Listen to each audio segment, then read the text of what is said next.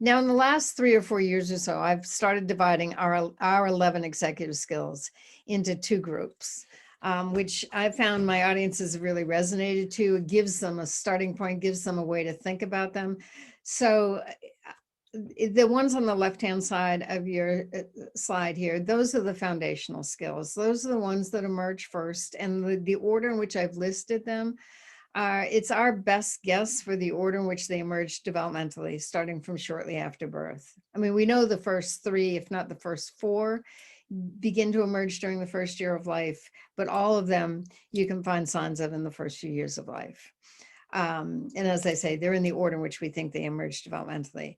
The ones on the right-hand side, which I call the advanced executive skills, you can see just by their names that they are more complicated skills.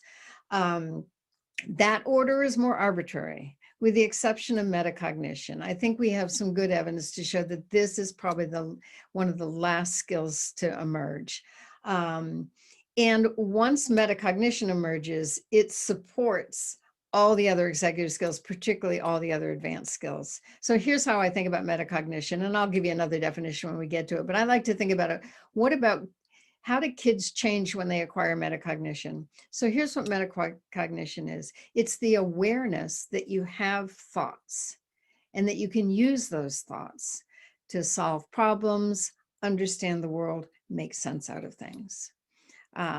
So once kids acquire metacognition, then they can use those thoughts to become better at planning, organization, time management, and everything else. Now, one more point before I start going through it skill by skill. When I'm working with parents or teachers of elementary age kids, my advice to them is focus on the foundational skills, because those are the first ones to develop. And if you focus on those, even with kids who struggle with them, you can see progress across elementary school. You don't ignore the advanced skills. You still talk about it. You model the advanced skills. That example I gave you, the second grade teacher talking about organization, would show you how to do that. But you don't expect kids to be very good at any of the advanced skills, except for those kids who are naturally good at things like organization, by the time they leave elementary school. When I talk with parents or teachers of middle school kids, what I say to them is, if you think kids in middle school should be proficient in those advanced skills, you must find your work very frustrating, because these skills are just emerging in those ages. And what we know about emerging skills is they're there one day and not the next, or they look pretty good one day and they don't look great the next.